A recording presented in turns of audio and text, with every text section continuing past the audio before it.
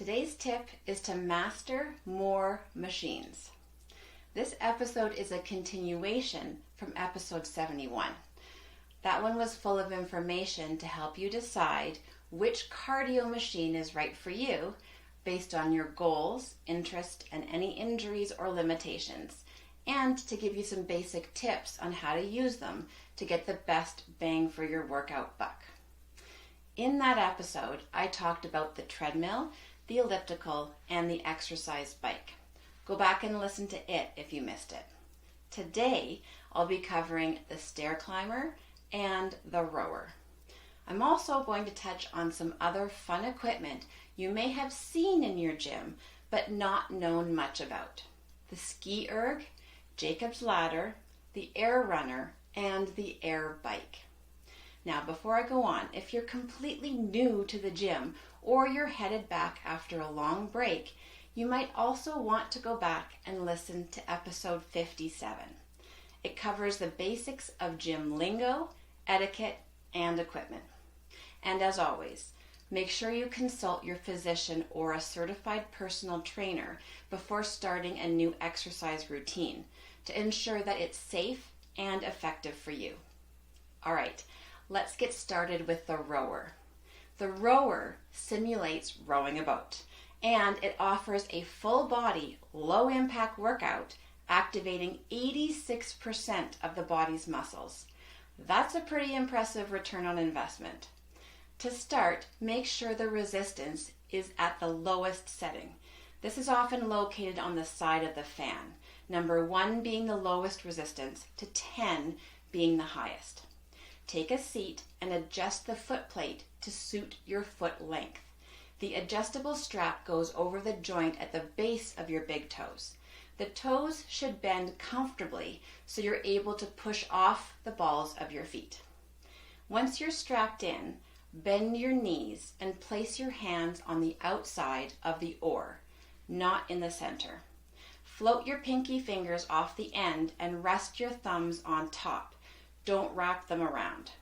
Hold the oar with the first, middle, and ring fingers of each hand.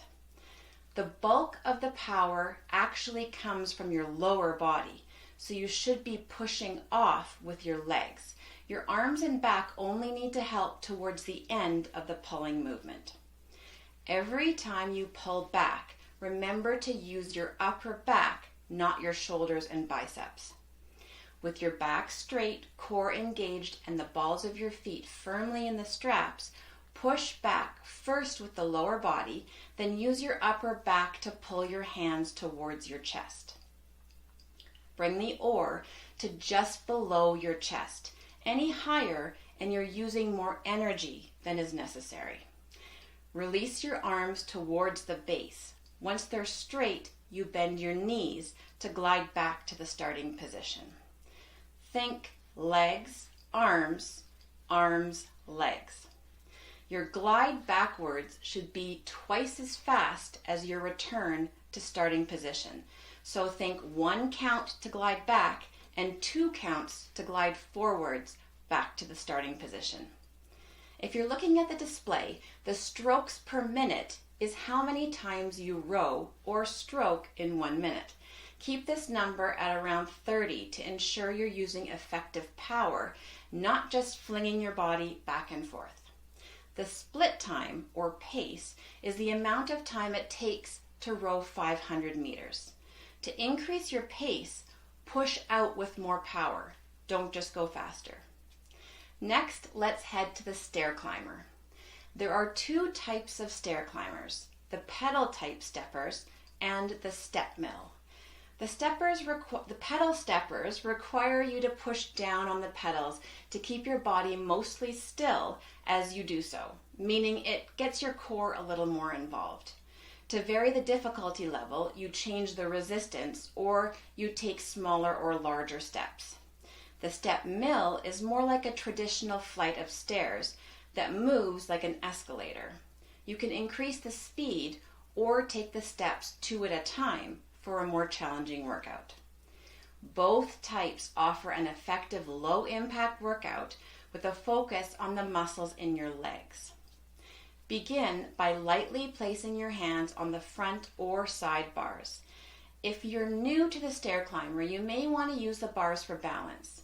Eventually, however, you should be able to use the stair climber without touching the bars at all. One common mistake I see in gyms all the time is users depending on the bars too heavily by placing all their weight forward and off their legs.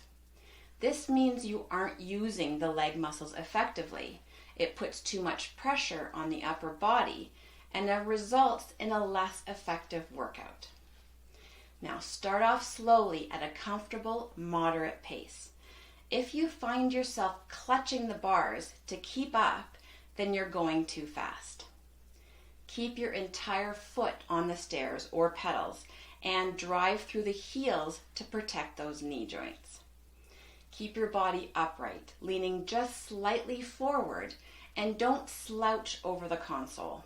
Slouching puts pressure on your lower back and stops your legs and glutes from getting a full workout. Keep your shoulders back and look straight ahead.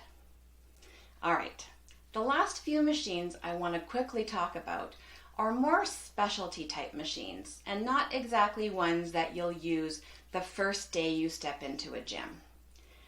Check these out once you feel a little more comfortable and you're looking for more variety or a specific challenge. They are the Ski Erg, the Air Runner, the Air Bike, and Jacob's Ladder. The Ski Erg looks sort of like a rower standing on its end. It has handles attached to cables hanging from the top. Cross-country skiers use this machine to work on the skill of exploding down into their poles for more power. Of course, you don't have to be a skier to use it. The Ski Erg offers a great low-impact cardio and upper body workout. In order to drive the handles down towards your body, you have to use your abs, arms, shoulders, and hips. The Air Runner is a motor-free running machine. It has a curved tread and it's built to be powered by your strides, so it only goes as fast as you make it go. It's designed for sprinting, so it's a great high-intensity interval workout. Another machine that's great for intense aerobic workouts, that's a little easier on your joints, is the Air Bike. It's a stationary bike without a motor. It only has a fan in the front wheel that provides wind resistance to the moving handles and pedals. The harder you pump your arms and pedal your legs, the higher the resistance becomes. And boy, does it make some noise. And finally, there's the Jacob's Ladder. This is a self-paced machine that mimics climbing up a ladder endlessly. Jacob's Ladder is set on a 40-degree angle. The climbing action hits big muscles like your quads, glutes, shoulders, and lats, providing an intense, full-body, low-impact workout. So, there you have it. I hope that armed with the information in this episode, along with episodes 71 and 57, you can now walk confidently into the gym and choose the right cardio machine for your needs. Now, go get that heart pumping and those feel-good endorphins flowing. Willpower not required. Thanks so much for listening. I'd love to hear from you, so send me your tips, questions, or feedback.